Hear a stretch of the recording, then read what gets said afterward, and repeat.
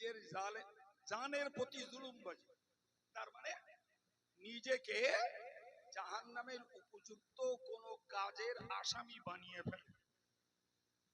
আল্লাহ নিজে বলছেন, তোমার সাহাবারা কেউ যদি জাহান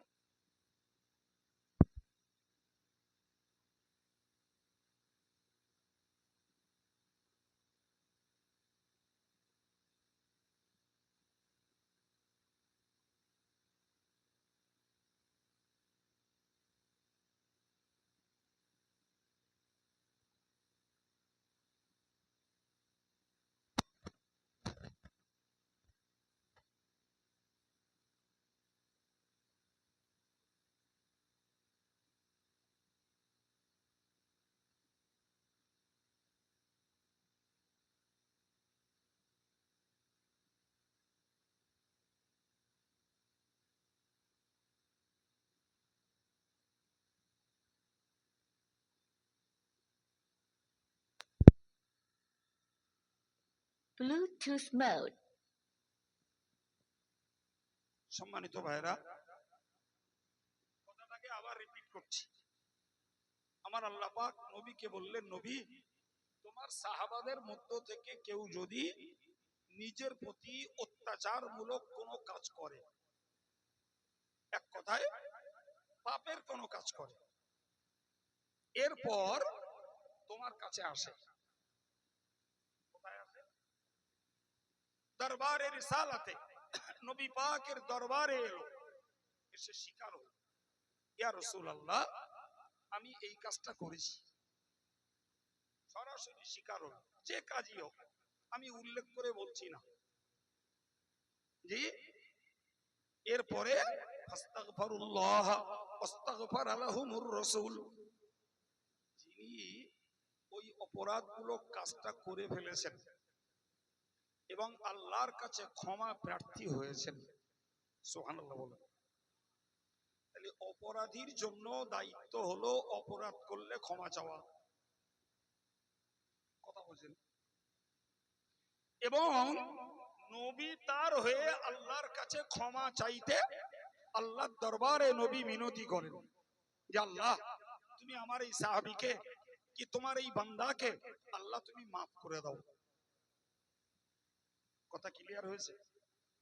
তাহলে যে সমস্ত সাহাবীরা নিজেরা কোনো পাপের কাজ করে ফেলেছেন এবং নবীর দরবারে এসে স্বীকার হয়ে আল্লাহর কাছে ক্ষমা প্রার্থী হয়েছেন, আর নবীও তাদের জন্য আল্লাহর কাছে মিনতি করেছেন, আমার আল্লাহ বললেন লাওয়াজাদুল্লাহ তাওয়াবার রহিমা, অবশ্যই তারা আল্লাহকে দেখতে পাবে, আমি তাদের তওবা কবুলকারী দয়াশীল, তার মানে তাদের গুনাহকে আমি আল্লাহ মাফ করে দেব। আর তো মন খুলে বলে,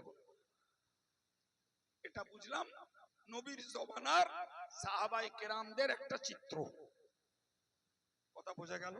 এখন আমরা নবীর যুগের লোক নই, পাপ তো আমরা অহরহ করছি, করি না জি। সম্মানিত ভাইরা আমার, মনে রেখে দিন, আমার আল্লাহ বলেছেন ওমা ইউশাকিকির রাসূল মিন বাদি মা তাবায়্যানা লাহুল হুদা ওয়া ইয়াত্তাবি গায়রা সাবিলিল মুমিনিন নুওয়াল্লিহি মা তাওয়াল্লা ওয়া নুসলিহি জাহান্নাম। আল্লাহ বললেন নবী, এই হেদায়েতের বাণী ছড়িয়ে যাওয়ার পরে যে লোকগুলো নবীর বিরোধিতা করে, হেদায়েতের বাণী ছড়িয়ে যাওয়ার পর যে লোকগুলো নবীর বিরোধিতা, আচ্ছা বলে আজকের যুগে অন্য কমিউনিটির কথা বাদ দেন, মুসলিম জাতির কাছে হেদায়েতের বাণী পৌঁছাতে বাকি আছে বাবা? বাকি আছে নাই ভাই। এরপরে আল্লাহর বক্তব্য যে হেদায়েতের বাণী পৌঁছানোর পরে যারা নবীর বিরোধিতা করে, আচ্ছা আপনাদের কাছ থেকে মতামত চাইছি, আপনারা বলুন নবী পাকের বিরোধিতা করার লোক আমাদের সমাজে আছে না নাই? আছে জি। এবং আরেকটা কথা আল্লাহ বলেছেন, যারা ইমাম মুস্তাহিদের রাস্তাকে যারা অগ্রাহ্য করে, আমি আল্লাহ তারা যেদিকে ফিরতে চাইছে ওই দিকেই তাদেরকে ফিরিয়ে দেব এবং লেটেস্ট তাদেরকে জাহান্নামে প্রবেশ করাবো। তার মানে কি প্রমাণ হলো? কি প্রমাণ হলো?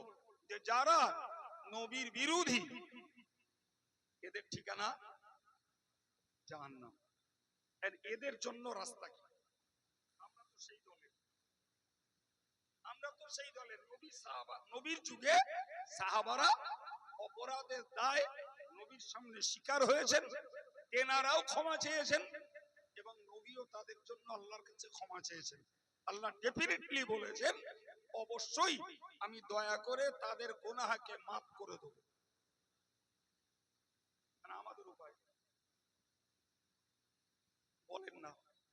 সম্মানিত ভাইরা আমার, মায়েরা, আমি আপনার কাছে বিনয়ের সঙ্গে বলবো, নিশ্চিত মনে রাখুন কোরআনের এই বার্তা অনুযায়ী, কোরআনের ওই ঘোষণা অনুযায়ী আমরা যদি কেউ পাপ করে ফেলি তাহলে আমরা নবীকে পাবো না, কিন্তু নবীর ওয়ারেস আলেমদেরকে তো পাই। নবীকে তো পাবো না। নবী বলেছেন আল উলামা ওয়ারাসাতুল আম্বিয়া, আলেমরা হলেন নবীদের উত্তরাধিকারী। আলেমরা নবীদের টাকা পয়সার পাওনাদার নয়, বরং নবীদের রেখে যাওয়া ইলমের পাওনাদার আলেমেরা।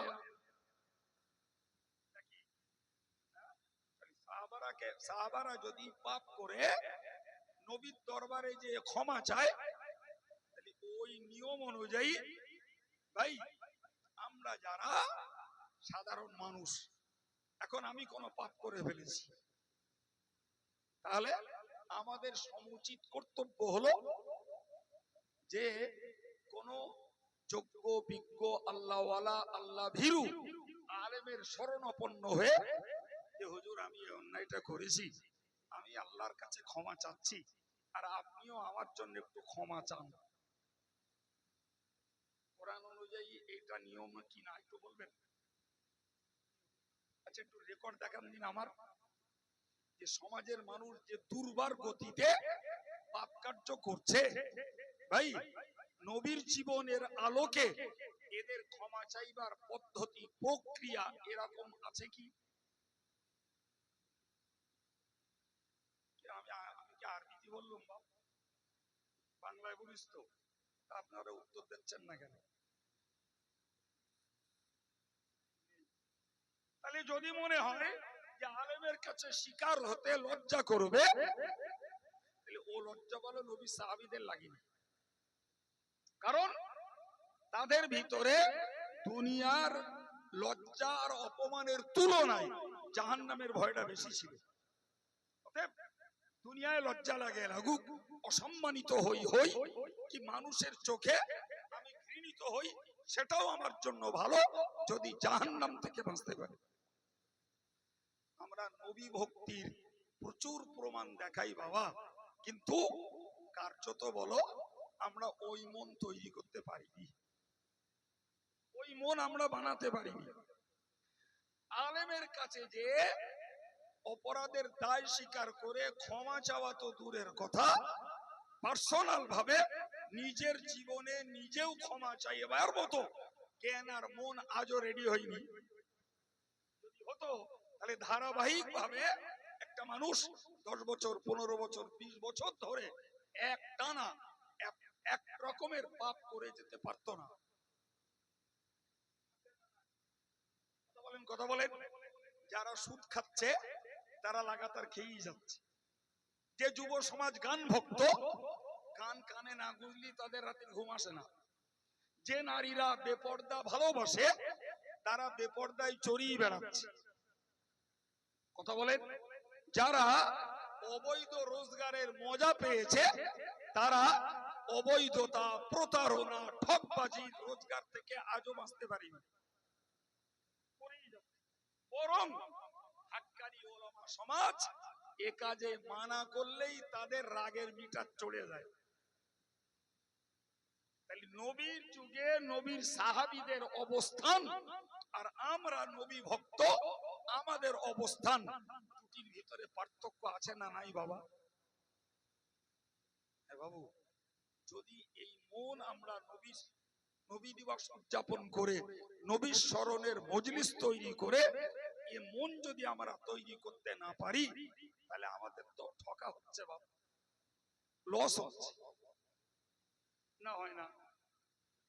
বলেন বলেন। সম্মানিত ভাইরা আমার, ভালো করে মনে রাখুন, আমি আপনাকে বলবো, কোরআন শরীফে আল্লাহ বলেছেন, ইন তাজতানিবু কাবাইরা মা তুনহাউনা আনহু নুকাফির আনকুম সাইয়্যাতিকুম ওয়া নুদখিলকুম মুদখালান কারীমা। যদি তোমরা বাঁচতে পারো, আমাদেরকে লক্ষ্য করে বললেন, যদি তোমরা বাঁচতে পারো কিসের থেকে? আল্লাহ যে কাজগুলোকে মানা করেছেন ওই কাজগুলো থেকে যদি তোমরা বাঁচতে পারো, কি করব? নুকাফির আনকুম সাইয়্যাতিকুম, তোমাদের জীবনে ছোট ছোট যে অপরাধগুলো হয়ে গেছে ওগুলো আমি আল্লাহ দয়া করে মোচন করে দেব। আর একটু মন খুলে বলুন, ওগুলোকে মোচন করে দেব আমার ইচ্ছায়, আমার দয়ায়, আমার অনুগ্রহে। তোমাকে দায়িত্ব পালন করতে হবে যে তুমি আল্লাহর নিষেধকৃত বড় বড় কাজগুলো থেকে নিজের ইচ্ছায় বাঁচো। ছোট ছোট যেগুলো হবে ওগুলো আমি আল্লাহ নিজের ইচ্ছায় মোচন করে দেবো। শুধু মোচন করে দেবো না, অনুদখিলকুম মুদখালান কারীমা, আমি আল্লাহ সম্মানের সঙ্গে তোমাদেরকে বেহেশত দান করব। বাবা, তাহলে এ থেকে বুঝতে পারা যায় যে নবী ভক্ত হয়ে জান্নাতে যাওয়ার জন্য রাস্তা দুটি, একটি হলো আদেশের কাজগুলোকে করা, আরেকটি হলো নিষেধের কাজগুলোকে ত্যাগ করা। কিন্তু দুঃখের সঙ্গে বলতে হয়, আমরা আদেশের কাজে কিছু অ্যাডভান্টেজ, কিছু অগ্রণী হয়েছি, কিন্তু নিষেধের কাছ থেকে তো সবাই বাঁচতে পারিনি বাবা। চলুন নবী সম্পর্কে আল্লাহ কি বলছেন। قال الله تعالى في القرآن المجيد ما آتاكم الرسول فخذوه وما نهاكم عنه فانتهوا। وامر বান্দা বান্দি, মা আতাকুমুর রাসূলু ফাখুযুহু, আমার নবী যেগুলোকে তোমাদেরকে করার জন্য আদেশ করেছেন সেগুলোকে সাদরে গ্রহণ করো। ওমা নাহাকুম আনহু ফান্তাহু, নবী যেগুলোকে নিষেধ করেছেন ওইগুলো থেকে তোমরা বিরত থাকো। আল্লাহ পাক নবীর অ্যাড্রেসে, নবীর সম্বোধনে বললেন, নবী যেগুলোকে করতে আদেশ করেছে সেগুলোকে করো, আর নবী যেগুলোকে নিষেধ করেছেন সেগুলো থেকে বিরত থাকো। তাই মওলানা মুসা সরদার সাহেবের কাছে সাহাবায়ে কেরামদের নিবেদিত প্রাণের কাহিনী শুনলাম, আর আব্দুল কাইয়ুমের কাছ থেকে কিছু শুনছেন। দুইয়ের সমন্বয়ে কি প্রমাণ হলো? দুইয়ের সমন্বয়ে প্রমাণ হচ্ছে আমরা ফিজিক্যালি নবীকে না পেয়েও নবীকে আল্লাহ পাক যে সম্মান দিয়েছেন এবং নবীর দ্বারাতে আল্লাহ দ্বীন যেটা প্রচার করেছেন এটাকেই অনুসরণ করা আমাদের জন্য মুক্তির একান্ত ভিত্তি।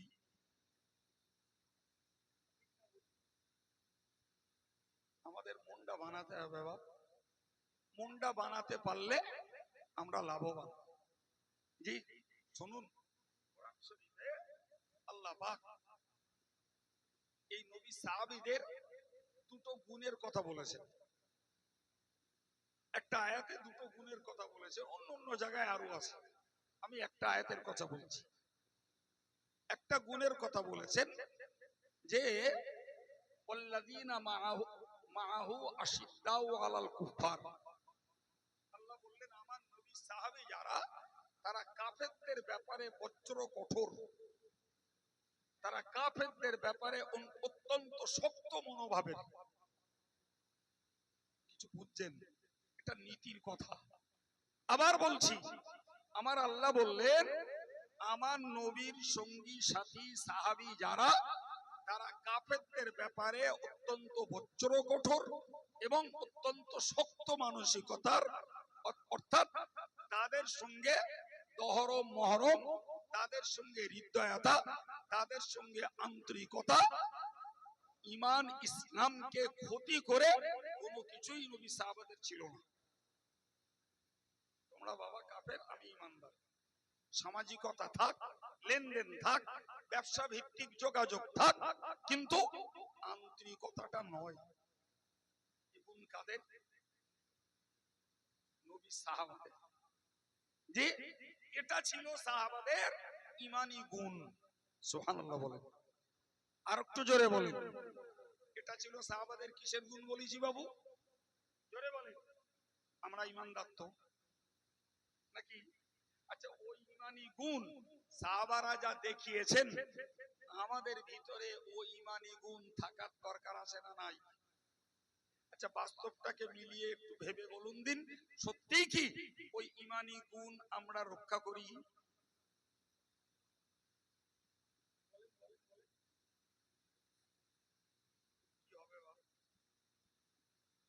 সূক্ষ্মতা বুঝতে হবে। জি, সম্মানিত ভাইরা আমার, ভালো করে মনে রাখুন, খুব সুন্দর করে খেয়াল করুন। আমার নবী সাহাবীরা ঈমানের ব্যাপারে এত শক্ত, এত কঠিন, যে ঈমানের ব্যাপারে কাফেরদের সঙ্গে কোনো সমঝোতা নেই, কোনো উদারতা নেই, এ ব্যাপারে তাদের সঙ্গে কোনো মত বিনিময় নেই। কিন্তু অতীব দুঃখের সঙ্গে বলতে হয়, আমার সমাজের বর্তমান সময়ের ইমানদার মুসলমান আমরা যথেষ্ট দাবিদার বটে, কিন্তু ওই কঠিন নীতি আমাদের মধ্যে নাই। বরং আমরা সামাজিক সূত্রে বলি আর রাজনৈতিক সূত্রে বলি, সবার সঙ্গে আমরা একাকার। তাহলে সাহাবাদের গুণের সঙ্গে আমাদের গুণের মিলের অভাব নাকি? দু নম্বর কথা বলছি, আমার আল্লাহ বলেছেন রুহামাউ বাইনাহুম। আমার আল্লাহ বললেন আমার নবী সাহাবেদের মধ্যে গুণ হলো তারা একে অপরের প্রতি সহানুভূতিশীল, একে অপরের প্রতি দয়াশীল। সুবহানাল্লাহ বলুন। তাদের দয়ার একটা প্রকৃষ্ট প্রমাণ দিচ্ছি। হযরত সাদ আর হযরত আব্দুর রহমান, দুজন সাহাবী। হযরত সাদ এবং হযরত আব্দুর রহমান দুজন সাহাবী। হযরত আব্দুর রহমান মক্কা থেকে হিজরত করে মদিনায় গেছেন, আর সাদ মদিনার স্থায়ী একজন বাসিন্দা। তিনি মুসলমানদের সহযোগী, যাদেরকে আরবিতে বলে আনসার। আনসার মানে মদদগার, আনসার মানে সাহায্যকারী, আনসার মানে সহযোগী। তো এই সাহাবারা যখন মক্কা থেকে হিজরত করে করে মদিনায় যাচ্ছিল, তো দিন দিন মক্কা থেকে আগত ইমানদারের সংখ্যা মদিনায় বাড়ছে। তাদের ঘর বাড়ি নেই, চালচুলো নেই, জমি জায়গা নেই, একটাই মাত্র তাদের কেন্দ্র, সেটা হলো মসজিদে নববী, যা খেজুর পাতার ছাউনি আর খেজুর পাতার দেওয়াল। এখানেই তাদের ঠাঁই ঠিকানা। নবী সরকার দো আলম সাল্লাল্লাহু আলাইহি ওয়াসাল্লাম মদিনার আনসারীদেরকে বললেন, যারা মক্কা থেকে আগত কোন মুহাজির ঈমানের স্বার্থে, ইসলামের স্বার্থে দেশ ত্যাগ করে আসছে, এদেরকে যারা জায়গা দেবে, সেবা দেবে, আল্লাহ তাদের জান্নাতে জায়গা দেবে। বিরাট বড় অফার। তো সাহাবায়ে কেরামেরা এক একজন নবীর কাছে এসে বলতে লাগলেন, ইয়া রাসূলুল্লাহ, মক্কার কোন ভাই এলে আমাকে দেবেন। এই কথা বোঝা গেছে? যদি একটা ভাইকে সেবা দিতে পারি, তাহলে কোথায় যাব?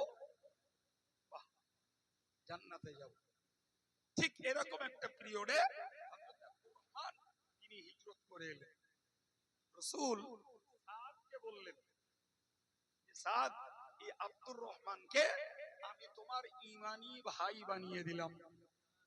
আর একটু মন খুলে, তোমার ভাই।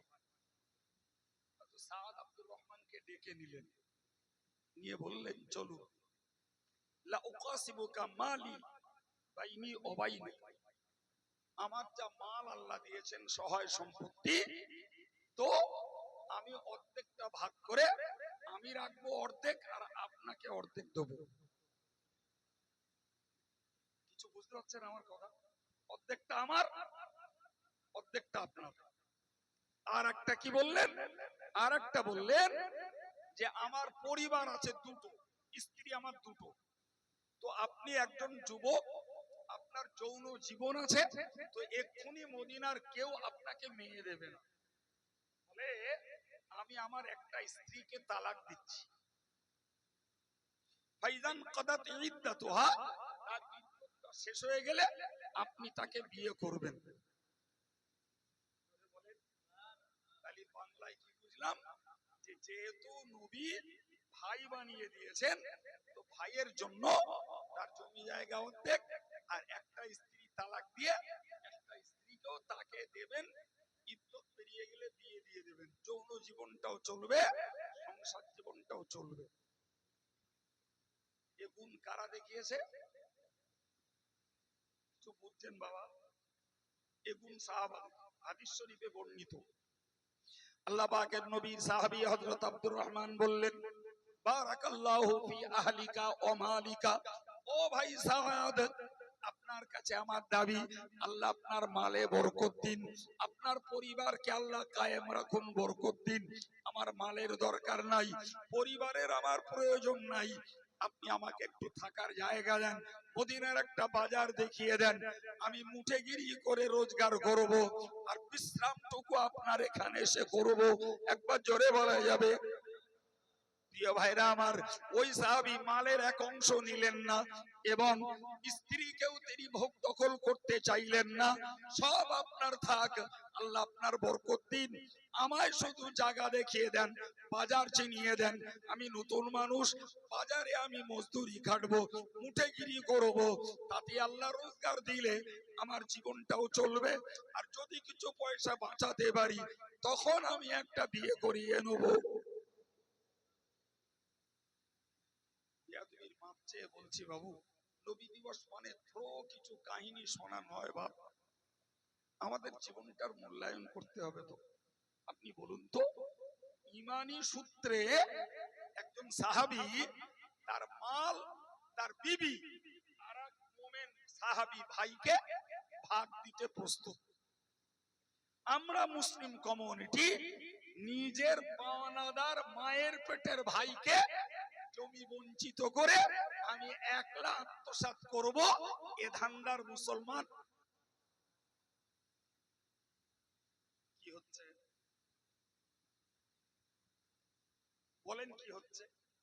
নিজের বোনকে বঞ্চিতা করে দিয়ে ভাই ভোগ দখল করছে। বাপ নিজের মেয়েকে বঞ্চিতা করে ছেলেদের নামে জমি লিখে দিয়ে যাচ্ছে। হ্যাঁ, এটাই কি পারস্পরিক দয়া? এটাই কি পারস্পরিক সহানুভূতি? আর কবে ভাববো কম্পিউটারের যুগ, স্যাটেলাইটের যুগ, নেটের যুগে দাপটে বেড়াচ্ছি আমরা, শিক্ষার জ্ঞান আর বুদ্ধি আমাদের গিজগিজ করছে, তারপরেও এই কাজগুলো নিঃসন্দেহে চরম বোকামির পরিচয় দিচ্ছি আমরা।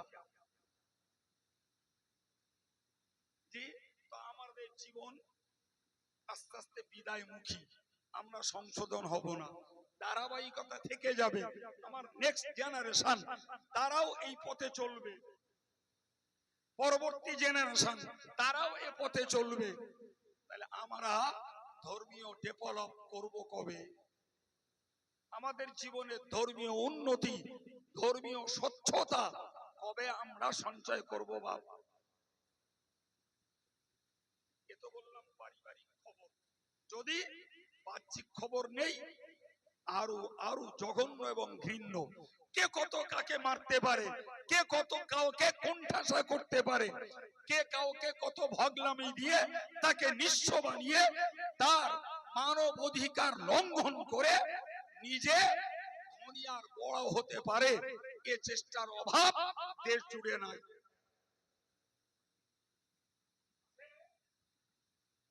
বলুন না, তাহলে নবী সাহাবীদের গুণ আমরা গ্রহণ করলাম কই? বলেন বলেন। হায় হায়, সম্মানিত ভাইরা আমার, ভালো করে লক্ষ্য করুন, আল্লাহর কোরআন বলছে তারাহুম রুকআন সুজদান ইয়াবতাগুনা ফাদলাম মিনাল্লাহি ওয়া রিদওয়ানা। দেখতে পাবে ওই নবীর সাহাবীদের আরেকটি আদর্শ, আরেকটি চরিত্র কি, তাদেরকে দেখতে পাবে তারা রুকু করে, সেজদা করে। দ্যাট মিন্স তারা নামাজ পড়ে। কি করে? নামাজ পড়ে। জি, এই নামাজের বিনিময়ে আল্লাহর সন্তুষ্টি লাভের ইচ্ছা করে। সুবহানাল্লাহ। নামাজ শুধু দায় সারে না, দৈনিক ডিউটি পালন করে না, বরং নামাজের বিনিময়ে আল্লাহর সন্তুষ্টি লাভ করতে চায়। জি ভাই, তাহলে সাহাবায়ে কেরামদের গুণ, তারা নামাজ পড়ে এবং নামাজের বিনিময়ে কি চায় বাবা? আল্লাহর সন্তুষ্টি। আমার নামাজে আল্লাহ খুশি হোক, আমার নামাজে আল্লাহ সন্তুষ্ট হোক, এই তাদের ধান্দা। জি ভাই, আমরা যারা নামাজি আলহামদুলিল্লাহ, নিশ্চিত এটা আমাদের জন্য একটা ইসলামী ভালো গুণ। বাকি কে আমি আল্লাহর সন্তুষ্টি চাইছি, কে বা দায় সারছি, সেটা আল্লাহ ভালো জানেন। আপনারটা বলতে পারবো না, আপনি আমারটা বলতে পারবেন, কিন্তু কোরআন একটা কথা বলেছে, বিসমিল্লাহির রহমানির রহিম, ইন্নাল মুনাফিকিনা ইউখাদিউনাল্লাহ। যারা মুনাফিক টাইপের মানুষ, এরা আল্লাহরে ধোঁকা দেয়। কি করে? কারে ধোঁকা দেয়? আল্লাহরে। খোদ আল্লাহ বলছেন, আমি বলি না বাবা। যারা মুনাফিক টাইপের, এরা আল্লাহকে ধোঁকা দেয়। ধোঁকার নিদর্শন কি? শুনুন, ওয়াইদা কামু ইলাস সালাতি কামু কুসালা। তাদের ধোঁকার নিদর্শন হলো তারা নামাজ পড়তে দাঁড়ায় তা এলসেমি করে। বলেন কি করে? নামাজ পড়তে দাঁড়ায় তো এলসেমি করে দাঁড়ায়। নামাজে মনোযোগের অভাব, নামাজে স্থিরতার অভাব, নামাজে একাগ্রতার অভাব, এলসেমি করে। আচ্ছা, ওই পর্যন্তই আমরা ভাই ভাই ভাই একটু ভেবে নেই ভাই, আমাদের নামাজে এলসেমি নিত বাপ, একটু ছেড়ে কেসে বলেন। আমি 1 লাখ লাখি না, আবার দেখে নেই একটু এলসেমি আছে আমার গা। আমাদের দাঁড়ানোর ঠিক নেই, দাঁড়িয়েছি তা একবার এদিক যাচ্ছে, একবার ওদিক যাচ্ছি। দাঁড়িয়েছি নামাজে, একবার পিঠ চুল করছি, একবার ঘক ঘক করে কাশতেছি, আবার পাশে একটু দেখে নিচ্ছি। কেউ আবার দেখতেছে, কেউ নামাজে সেজদা মারতেছে, পা দুটো উঁচু করতেছে। একটু বলবেন, আমার কথাগুলো বানাচ্ছি আমি, হ্যাঁ? আচ্ছা, এটা কি একাগ্র মনোযোগিতার নামাজের লক্ষণ বাপ? এটাই হলো কি এলসেমি। আবার আল্লাহ বললেন, ওয়াইদা কামু ইলাস সালাতি কামু কুসালা ওয়া লা ইয়াযকুরুনাল্লাহা ইল্লা কালিলা। এরা আল্লাহর জিকির করে তো একেবারেই অল্প। আমার কথা না, আল্লাহর কথা, একেবারে অল্প। এটাও একটু ভাবি ভাই, আজকের যুগের অবস্থান বলছি। আপনারা আমার কথা যদি মিল না পান, নিতে হবে না বাবা। আমি আপনাদের খুব কাছের মানুষ, আমার কথা বাদ দিলেও আমার মনে দুঃখ লাগবে না, কিন্তু বাস্তব যদি হয় তাহলে একটু ভাবতে তো অনুরোধ করবই ভাই। আমরা বর্তমান কালের কথা বলছি, প্রচুর মানুষ নফল নামাজ বাদতেছে, প্রচুর মানুষ জুমার দিনে এসে জুমার নামাজ পড়ে ফরজ শেষ তো হুকু করে চলে যাচ্ছে। যাচ্ছে ভাই, এমন মানুষ আজকের ইউটিউবের যুগে তৈরি হয়েছে, যারা নামাজ পড়ে আর সম্মিলিত দোয়া করতেও রাজি না, এতেও রাজি না ভাই। প্রচুর মানুষ নামাজের শেষে, জি, রাসূলুল্লাহ নামাজ শেষ করে কমপক্ষে 10 রকমের দোয়া পড়তেন। কটা বলেছি বাবু? 10 রকমের, আমাদের এক রকমও হয় কিনা সন্দেহ। নিছক যারা জিকির আজকার করে তাদের কথা আলাদা ভাই। এখন আপনি বলুন, ওই যে আল্লাহ বললেন এদের এলসেমির আরেকটা লক্ষণ হলো এরা আল্লাহর জিকির করে খুব অল্প, তার মানে না করার মতো। এটাও একটা এলসেমি ভাই। আমরা ফজরের নামাজ পড়ছি হু করে চার দোকানে, মাগরিবের নামাজ পড়ছি বাজারে, জি ভাই এশার নামাজ পড়ছি, কেউ যাচ্ছে খেয়ে সুতি, কেউ যাচ্ছে আর এক চোট বাজারে গল্প মারতি। কথা বলেন, কথা বলেন। হ্যাঁ, আমাদের মন তৈরি হয়নি যে আমার ফরজ নামাজ শেষ, কিছুক্ষণ বসি, একটু আল্লাহ বিল্লাহ করি, একটু সুবহানাল্লাহ পড়ি, একটু আলহামদুলিল্লাহ পড়ি, একটু কলেমা জিকির করি, কি কাজে যাব তার আগে নবীর প্রতি একটু দরুদ পড়ি, কি মাগরিবের নামাজ পড়লাম রাতের শুরু তো কিছু তাসবিহ জিকির তেলাওয়াত করি, কি এশার নামাজ পড়বো, এখন খাওয়ার শোয়া কাজ কিচ্ছু না পারি তো নবীর নামে একটু দরুদ শরীফ পড়ি, কিচ্ছু না পারি তো নিজে কিছু তাসবিহ পড়ে নিজের মৃত আত্মাগুলোর জন্য একটু দোয়া সবরেসানি করি, কি নিজের জন্য স্পেশালি সারা দিনের পরে একটু আল্লাহর কাছে ক্ষমা চাই। ভাই এ মনোযোগে সময় দেওয়ার মানুষ কজন বাপ? কি গো বাবু, সাহাবীদের গুণের সঙ্গে আমাদের গুণ মিল খাচ্ছে বাপ? একটু জোরে বলেন। তাই এভাবেই যদি শূন্য জীবন, অনুন্নত ধর্মীয় জীবন আমাদের চলতেই থাকে, তাহলে আমরা উন্নতি ধর্মের নামে কবে করব? কবে করব? সম্মানিত ভাইরা আমার, আমি আপনাকে আয়াত বোঝাচ্ছিলাম বাস্তবের সঙ্গে মিলিয়ে যে নবীর সাহাবীরা কাফেরদের ব্যাপারে যেমন শক্ত বজ্র কঠোর, তখন তেমন নিজেরা নিজেরা দয়াশীল, নিজেরা একে অপরের প্রতি সহানুভূতিশীল। 3 নম্বরে বললাম যে তুমি দেখতে পাবে তারা আল্লাহর জন্য রুকু সেজদা করে আল্লাহর সন্তুষ্ট লাভের আশায়। সীমাহুম ফি উজুহিহিম মিন আসারিস সুজুদ। আল্লাহ বললেন নবী সাহাবীদের গুণ হলো তাদের চেহারাতে সেজদার চিহ্ন দেখা যায়। সেজদার চিহ্ন মানে এই পর্যন্ত বললেই আপনারা বুঝে নেবেন, তাহলে এই যাদের কপালে দাগ হয় এরাই তাহলে সত্যি সত্যি নামাজ পড়ে। আর আমার নিজের একটু মনে হয় বাবা, জি আমার কথা বলি, বেয়াদবি নেন না, আমি 6 বছর বয়সে নামাজ পড়ি, আমার ভালো মনে আছে। নামাজ না পড়লে মার কাছেও ছাড় ছিল না, আর আপনার কাছে মোটা রুম ছিল। আজকে ধরুন আমার বয়স 60 বছর, 54 বছর নামাজ পড়তেছি, এখনো কপালে দাগ হই। আবার অনেকে দেখেছি 2 বছর 3 বছর নামাজ ধরেছে, তাদের কপালে দাগ হয়েছে। আমার মনে হয় কি জানি যার দাগ হয়েছে ওর নামাজগুলো বোধহয় আল্লাহর কাছে কবুল হচ্ছে, আর আমার এই দাগটা কিচ্ছু হয় না, এ বোধহয় বেকার হয়ে যাচ্ছে। বুঝতে পারেন এই কথা? আমার নিজের কথা বলছি, সত্যি আমার মনে হয় সত্যি আমার মনে হয়, জি সত্য কথা বলছি ভাই। তো এই বিষয়টা আমার নিজের মনের একটা দুর্বলতা, যে তাদের কপালে তাহলে দাগ হয়েছে, এরা নিঃসন্দেহে তাহলে কোরআন অনুযায়ী সেজদার চিহ্ন এদের কপালে, অতএব এরাই প্রকৃত নামাজি। আর অন্যের কথা ভাবি না, আমারটাই ভাবি যে না এখন কপালে দাগ হইবে, কি জানি দাগ হতে গেলে ঘষতে হবে নাকি এমনি এমনি হবে, তা কি জানি বুঝতে পারি, টেনশন ফিল করি।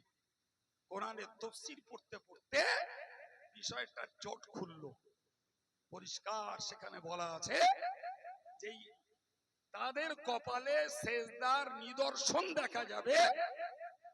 তাফসীরকারকেরা বলেছেন এর নাম কপালে আলাদা করে প্রদর্শিত কোনো দাগ হওয়া নয়।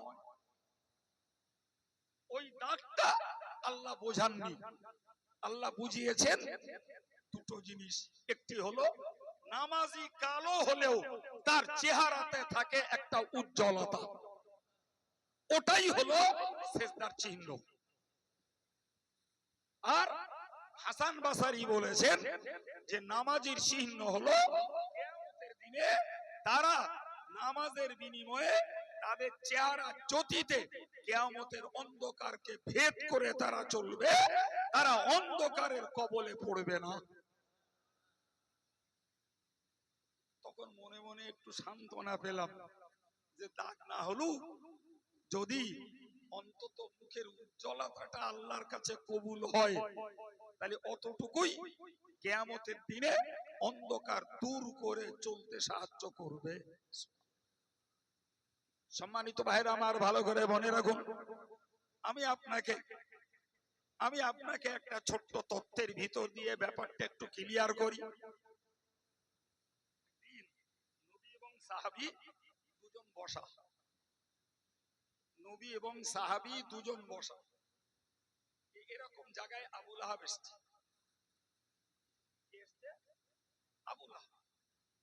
আবু লাহাব এসে হযরত আবু বকর সিদ্দিক রাদিয়াল্লাহু আনহু কে দেখে বলল যে আবু বকর, তোমার চেহারাটা অত্যন্ত কুৎসিত কলাকার দেখাচ্ছে। তো নবী বললেন ঠিক।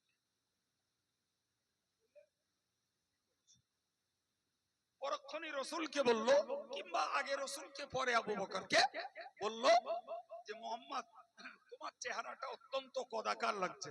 নবী বললেন ঠিক। সমস্যা? আবু বকর বললেন, ইয়া রাসূলুল্লাহ, আবু লাহাব এমন একটা কথা বলল, আপনি দুটোকেই ঠিক বললেন, ব্যাপারটা কি? রাসূল বললেন, আবু বকর, ও আবু লাহাব তোমারেও দেখিনি আমারেও দেখিনি। সুবহানাল্লাহ। তোমারেও দেখিনি আমারেও দেখিনি, দেখলো ঠিক। আল্লাহ পাকের নবী বললেন, ওগো আবু বকর, তুমি মনে রাখো একজন ইমানদারের চেহারা হলো আয়নার সমতুল্য। সুবহানাল্লাহ। কিসের সমতুল্য? আয়নার সমতুল্য। আয়নার সামনে যখন কেউ দাঁড়িয়ে যায়, সে তো আয়নার চেহারা দেখে না, ও তো আয়নাতে নিজের ছবির প্রতিচ্ছবি, প্রতিবিম্ব দেখে। আবু বকর, তুমি মনে রাখো আবু লাহাব তোমার চেহারার আয়নাতে ওর ছবি দেখতে পেয়েছে, আর আমার চেহারার আয়নাতে ওর ছবি দেখতে পেয়েছে। মূলত আবু লাহাব না আমাকে দেখেছে না তোমাকে দেখেছে। এটাই হলো ইমানদারের চেহারার উজ্জ্বলতা। আবু বকর আমারও দেখিনি, আবু লাহাব আমারও দেখিনি, তোমারও দেখিনি। এ চেহারা ইমানি নূরে উজ্জ্বল আয়নার মতো। দাঁড়িয়ে ওর চেহারা দেখেছে। কি বোঝা গেল বাপ? এটা ওই কপালে দাগ হওয়া না, নামাজি মাত্রই সে কালো আর ধলো যাই হোক, তার ভিতরে একটা উজ্জ্বলতা আল্লাহ ফুটিয়ে দেন। সুবহানাল্লাহ। এই গুণ ছিল সাহাবাদের মধ্যে। কাদের মধ্যে ছিল? সাহাবাদের মধ্যে। ভাইরা আমার, আমি আপনাকে এই পর্যন্ত এনে বুঝিয়েছি সাহাবাদের গুণ। তারা কাফেরদের ব্যাপারে বজ্র কঠোর শক্ত, নিজেদের মাঝখানে একে অপরের প্রতি দয়াশীল, এবং তাদেরকে দেখা যাবে তারা সেজদায় রত এবং তাদের চেহারাতে থাকবে সেজদার উজ্জ্বলতা। সুবহানাল্লাহ। ভাই, আমি আগের দুটোর বাস্তবমুখী ব্যাখ্যা দিয়েছি যে আমরা কাফেরদের ব্যাপারে কঠোর কঠিন কই বাবা। ইসলাম ছাড় দিয়েছিল লেনদেন, ইসলাম ছাড় দিয়েছিল ব্যবসা বাণিজ্য, ইসলাম ছাড় দিয়েছিল একে অপরের পরিষেবা। আমরা তার থেকেও অনেক গভীরে ঢুকে গেছি।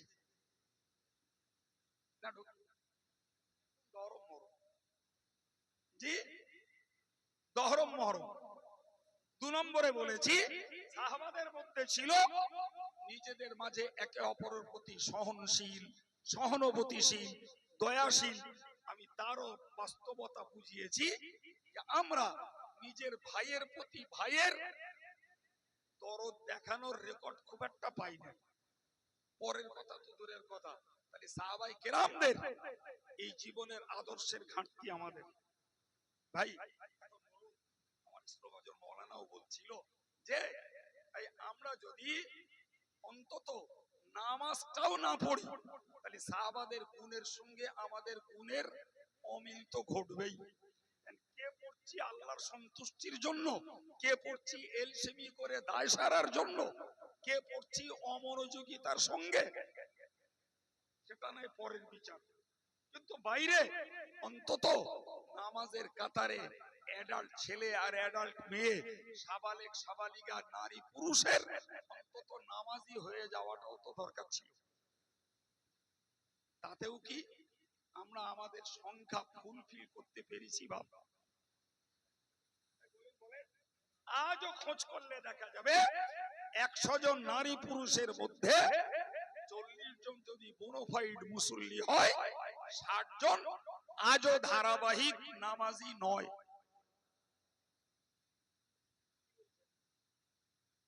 তাদের ভিতরেও নবী ভক্তির আবেগ কম নাই।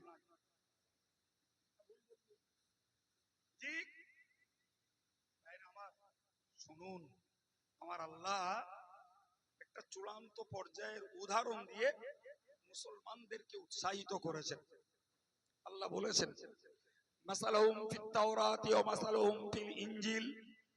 আমার আল্লাহ বললেন এই জাতি তথা উম্মতে মুহাম্মাদের দৃষ্টান্ত তাওরাত কিতাবে উল্লেখ করা রয়েছে, ইনজিল কিতাবে উল্লেখ করা রয়েছে। কি ছিল সেখানে? আমার আল্লাহ পাক কোরআন শরীফে জানিয়েছেন, ওইখানে উল্লেখ করা রয়েছে মুহাম্মদ এবং তার মান্যওয়ালা যারা, আমি আল্লাহ বলছি এরা হলো একটা চারা গাছের মতো। চারা গাছ প্রথমত তা থেকে বার হয় কচি পাতা। আমরা একটা দানা বললাম, বীজ বার হলো, তার থেকে কচি পাতা। এরপরে আমার আল্লাহ আবার বলেছেন যে কাযারিন আখরাজা শাতআহু ফাআযারাহু, এই কচি পাতাটা এরপরে হয়ে যায় শক্ত। উদাহরণ তো আমার দেওয়া না, বা খোদ আল্লাহ দিয়েছেন। ফাস্তাগলাযা, এরপরে সে এতটা শক্ত হয় যে নিজের কাণ্ডের উপরে নিচে দাঁড়িয়ে যায়। সুবহানাল্লাহ। তারপরে কি হয়? ফাস্তাওয়া, একদম অনড় অচল হয়ে পড়ে। তখনই ইউজিবু যুররা, চাষি যে হয় তার খুব ভালো লাগে। চাষি যে হয় ভালো লাগবে না? লাগবে না? দানা বুনিলাম, বীজ হয়েছে, পাতা বেরিয়েছে এবং পাতাটাও শক্ত হয়ে গেছে, কাণ্ডটা মজবুত হয়ে গেছে। জি, আশা করা যায় এবার ফলন ফলবে। এই উপমা তাওরাত কিতাবে দেয়া আছে, ইনজিল কিতাবে দেয়া আছে। সেই কথাটাকে আল্লাহ পাক কোরআনে ইন্ডিকেট করেছেন। মুফাসসিররা বললেন তাওরাত আর ইনজিল কিতাবে দেয়া আছে নবী মুহাম্মদ সাল্লাল্লাহু আলাইহি ওয়াসাল্লাম এবং তার উম্মত সাহাবাদের ব্যাপারই ওই উদাহরণ। আর একটু জোরে বলেন। এর সঙ্গে বলছি ভাই রে, জি, আমার নবীর ইসলাম প্রচারের প্রাথমিক পিরিয়ডে নবী ছিলেন একলা। নবী ছিলেন, তিনি কলেমার বীজ বুনলেন, কলেমার বীজ ছড়িয়ে দিলেন, তা থেকে চারা অঙ্কুরিত হলো। তার মানে প্রথমত ঘরের ভিতরে নবীর বোনা বীজ বিশ্বাস করে পাতা আকারে তৈরি হলেন আম্মাজান খাদিজা। বাইরে তৈরি হলেন বয়স্কদের মধ্যে হযরত আবু বকর, তৈরি হলেন যুবকদের ভিতরে হযরত আলী, তৈরি হলেন গোলামদের ভিতরে হযরত যায়েদ ইবনে হারিস। এগুলো হলো কচি পাতা। তার মানে রাসূলুল্লাহর ইসলাম প্রচারের প্রাথমিক পিরিয়ডের এনারা হলেন সদস্য। এরপর যত দিন গেছে ওই গাছের পাতা বেড়ে গেছে, ওই গাছের পাতা বেড়ে গেছে। ঠিক না ভুল? জি। এরপর বাড়তে বাড়তে এমন পর্যায়ে পৌঁছেছে যে একটা পিরিয়ডে এরা মার খেয়েছে, পরের পিরিয়ডে নিজেরা শক্তি সঞ্চয় করে পাল্টা মার ঠেকিয়েছে এবং মেরেছে। এই উপমা আল্লাহ দিয়েছেন কোরআন, তাওরাত কিতাবে, ইনজিল কিতাবে, সেই রেকর্ডটা কোরআনে তুলে দিয়েছেন। তুলে দিয়ে বলতে চাইলেন যে আমার নবী মুহাম্মদুর রাসূলুল্লাহ সাল্লাল্লাহু আলাইহি ওয়াসাল্লাম একাকী দিনের আলো যখন ছড়াবে, কলেমার বাণী, তাওহীদের বাণী ছড়াবে, তিল তিল করতে করতে করতে করতে তার শাখাটা ডালপালা চারিদিকে ছড়িয়ে পড়বে। এরা যখন মজবুত হয়ে যাবে, লিয়াগিযা বিহিমুল কুফার, তখন কাফেরদের অন্তরে এদের প্রতি দহন শুরু হবে। কাফেরদের হৃদয়ে রাগ বেড়ে যাবে, জ্বলন শুরু হবে, যে দিন যাচ্ছে আর মুসলমানের সংখ্যা বাড়ছে। সুবহানাল্লাহ। ভাই, হযরত আম্মা জান আমিনা রাদিয়াল্লাহু আনহা এত দরিদ্র ছিলেন যে রাত্রিতে আমার প্রিয় নবীকে তিনি ভূমিষ্ঠ করেন, প্রসব করেন, তার ঘরে প্রদীপ জ্বালানোর মতো চেরাগের তেলটুকু ছিল না, অন্ধকার ঘরে শুয়েছেন। রাতের বেলা স্বপ্ন দেখলেন, আমিনা তুমি ঘুমাচ্ছ, তুমি ঘুমাচ্ছ, এই মুহূর্তে আল্লাহ পাকের রক্ষিত সম্পদ, শ্রেষ্ঠ সৃষ্টি তোমার গর্ভ থেকে আত্মপ্রকাশ করবে, ভূপৃষ্ঠে জন্ম নেবে, তুমি ঘুমাচ্ছ। হযরত আমিনার ঘুম ভেঙে গেল। আল্লাহু আকবার। ঘুম ভাঙতে দেখলেন গোটা ঘরটা আলোয় আলোকিত। স্বাভাবিক, অন্ধকার ঘরে শুয়েছি, রাত্রি যদি আচমকা আলো জ্বলে, যত সাহসী মানুষই হোক তার গাটা একটু ছপছপ করবেই। আলো জ্বললো কে, বদ্ধ ঘরে এলো কে? তো স্বাভাবিক ভাবে আমিনার মতো একজন মহিলা তিনি সন্ত্রস্ত হলেন, ভীত হলেন। ঠিক ওই সময়ে প্রমিলা কণ্ঠে, মেয়েলি গলায় একজন বললেন, ও আমিনা তুমি ভয় পেও না, আমাদের পরিচয় নাও। আমি হলাম ফেরাউনের স্ত্রী আসিয়া। আর একজন বললেন, আমি মরিয়ম, ঈসার মা মরিয়ম। বাকিরা বললেন, আমরা জান্নাতের হুরের দল। তোমার গর্ভ থেকে আল্লাহ তার শ্রেষ্ঠ হাবিবকে পাঠাবেন, আমাদেরকে তার নার্সিং করার জন্য পাঠানো হয়েছে। নীরব নিস্তব্ধ, একটা আলো জ্বলার একটা ত্রাস। আবার সেই ঘরে এই আগন্তুকদের আবির্ভাব, তাদেরই আগমনে ঘর উজ্জ্বল। কিছু করার আছে না বলার আছে? বলেন বলেন। একদম নীরব নিস্তব্ধ। এরপর একটা শুনুন, ওটাই আমার আলোচ্য বিষয়। তিনি বললেন, খারাজা মিন্নি নূরুন আদা বিহি কুসুরুস শাম, আমি জাগ্রত, আমি সচেতন, কোন রব আমার নাই। আমার গর্ভ থেকে বার হলো একটি আলোর দলা। একটা আলোর দলা, একটা জ্যোতি বার হলো। কিন্তু ওটাই যে আমার স্বপ্নে দেখা মুহাম্মদ, আমি তা প্রথম অবস্থায় ভাবিনি। কিন্তু আমার যেটা বলার, এই আলোর দলা আমিনা নিজে বলছেন, এই আলোর জ্যোতিতে শাম দেশের বড় বড় অট্টালিকাগুলো আমি আমার কোণে ঘরে শুয়ে দেখতে পেয়েছি। আর একটু চিল্লে বলেন। এই অংশের ব্যাখ্যা করতে যে মুহাদ্দিসরা বলেছেন যে আমিনার গর্ভ থেকে যে আলোর দলা, যে জ্যোতি প্রকাশ পেয়েছে, ওটাই তো আল্লাহ পাকের শ্রেষ্ঠ সৃষ্টি মুহাম্মদ। শাম দেশ পর্যন্ত পৌঁছে যাওয়ার অর্থ হলো আমার নবীর জমানাতেই ইসলাম শাম দেশ পর্যন্ত পৌঁছে যাবে। হিজাজ, ইয়ামান, ইরাক, পারস্য, রোম, মিশর, এই শাম, এতগুলো বিস্তীর্ণ প্রদেশগুলোতে আমার নবীর জীবদ্দশাতেই ইসলামের আলো ছড়িয়ে গেল। এবার বলেন জি, এবার বলেন যে অঙ্কুরিত চারার কিশলয় কচি পাতা জন্মালো, এক দুজন করে নবীর জীবদ্দশাতেই তাদের ডালপালা কাণ্ড বেড়েছে না বাড়িনি? আজকের পরিসংখ্যান এক্ষুনি বর্তমান পৃথিবীতে 800 কোটি মানুষ বাস করে। কত কোটি বললাম জি? ভাই আমার দেশে তো মুসলমানদের সংখ্যালঘু সংখ্যালঘু বলে বলে এদেরকে পঙ্গু করা হয়েছে। ছড়ানো হচ্ছে যে মুসলিমরা মাইনরিটি কমিউনিটি, এরা সংখ্যালঘু সম্প্রদায়। বলা হচ্ছে না, হয় না? একটু ভাবুন, সারা পৃথিবী জুড়ে 800 কোটি মানুষ, জি শোনা যায়, বলতে পারবো না আর নামও জানি না, জি শোনা যায় পৃথিবীতে নাকি 4500 ধর্ম আছে। কত ধর্ম? 4500। তার মধ্যে একটা ধর্ম ইসলাম, একটা ধর্ম। 4500 মুরুব্বি জবাব আমরা যে কটারে জানি, জি মুশরিক বলেন, কাফের বলেন, ইহুদি বলেন, খ্রিস্টান বলেন, বৌদ্ধ বলেন, তেলুগু বলেন, তামিলি বলেন, আর্য বলেন, অনার্য বলেন, আরো ভারতের বাইরে কত ধর্ম রয়েছে, এই সব ধর্ম মিলে সংখ্যা হলো 600 কোটি। কত কোটি? কত কোটি? তাহলে 800 থেকে 600 মাইনাস হলে থাকে কত? যেখানে গোটা বিশ্ব জুড়ে 200 কোটি মুসলমান, এবার বলেন বিশ্বের মানুষের পরিসংখ্যান অনুযায়ী মুসলমান কি সংখ্যা লঘু? কখনোই নয়।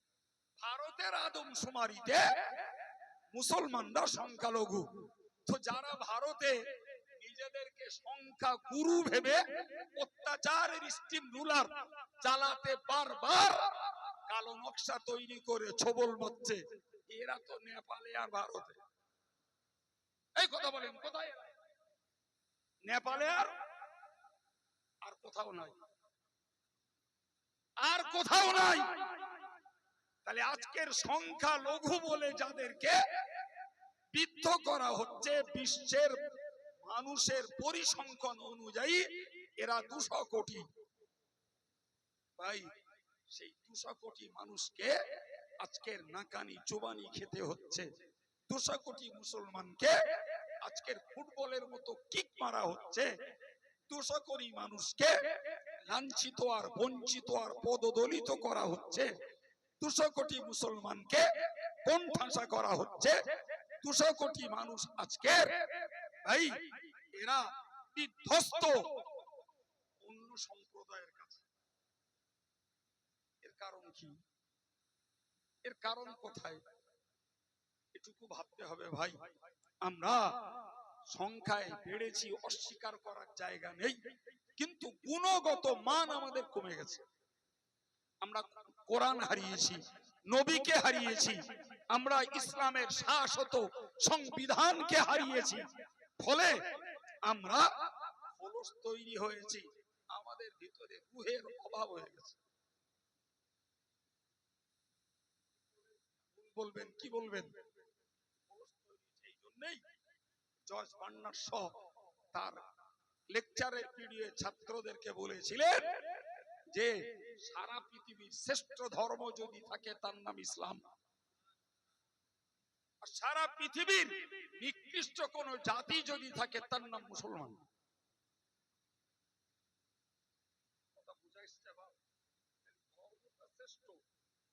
আর সেই শ্রেষ্ঠ ধর্ম অবলম্বী মুসলিমদেরকে বললেন নিকৃষ্ট। দার্শনিক ছাত্ররা স্যারকে জিজ্ঞেস করলেন, স্যার আপনার এই দ্বিমুখী কথা তো আমরা বুঝলাম না, তাকে শ্রেষ্ঠ বলছেন আর সেই ধর্ম অবলম্বী জাতিটাকে আপনি নিকৃষ্ট বলছেন, এ কেমন কথা? জজ বার্নার্ড শাহ বললেন, আমি যেটা বলেছি সেটা ঠিকই বলছি। ইসলাম ধর্ম শ্রেষ্ঠ। যতদিন মুসলমানেরা কোরআন এবং তাদের নবীকে ফলো করে চলেছিল, ধর্মটাও ছিল শ্রেষ্ঠ, জাতিটাও ছিল শ্রেষ্ঠ। সুবহানাল্লাহ।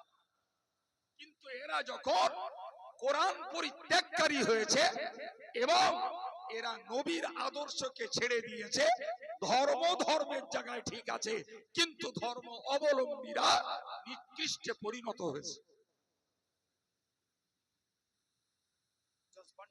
ছাত্ররা বলেছিলেন, স্যার আপনার এই অবজারভেশন কারেক্ট, আপনার এই মন্তব্য সর্বসত্য মন্তব্য।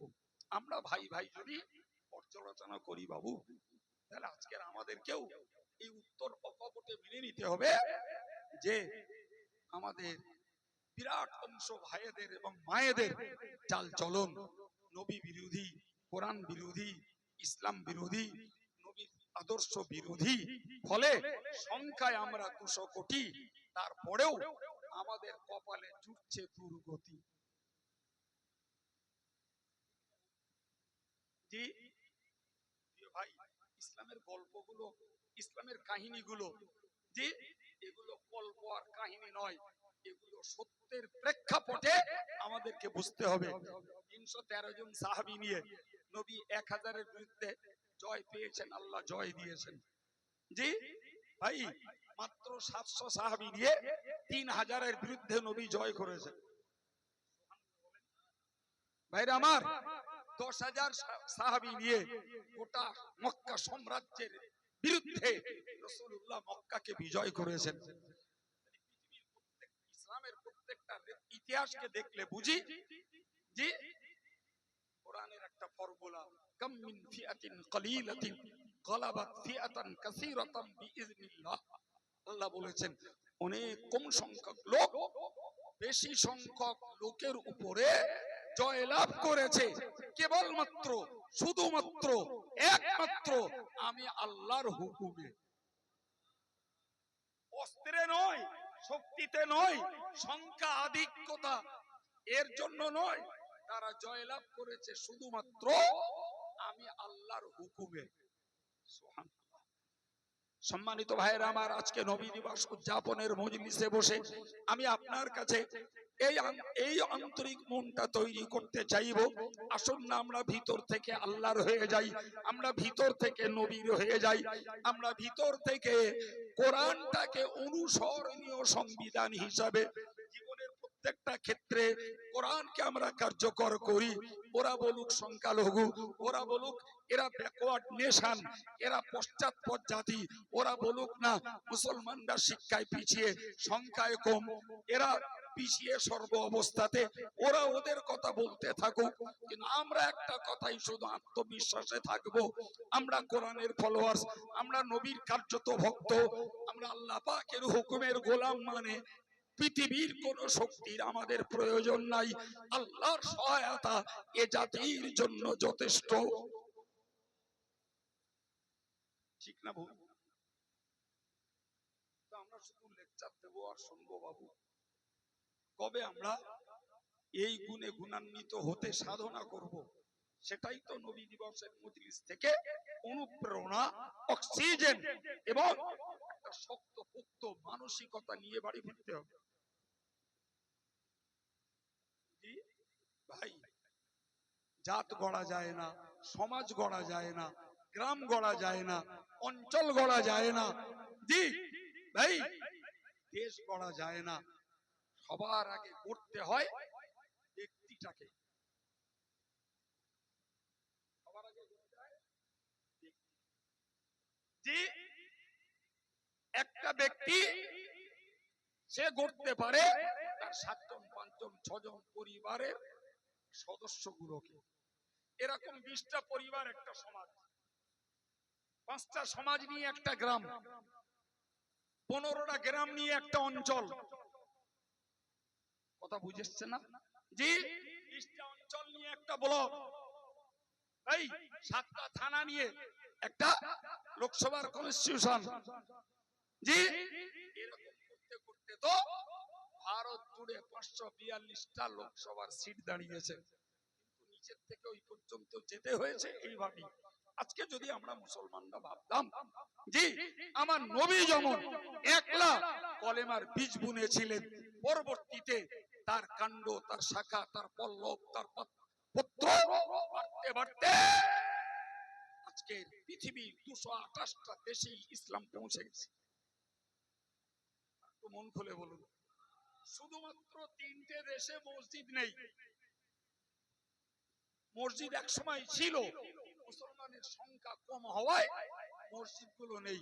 বাকি পৃথিবীর 225টা দেশে মসজিদ বিদ্যমান, মুসলমান বিদ্যমান এবং দ্বীন শিক্ষার প্রতিষ্ঠান বিদ্যমান। ভাই,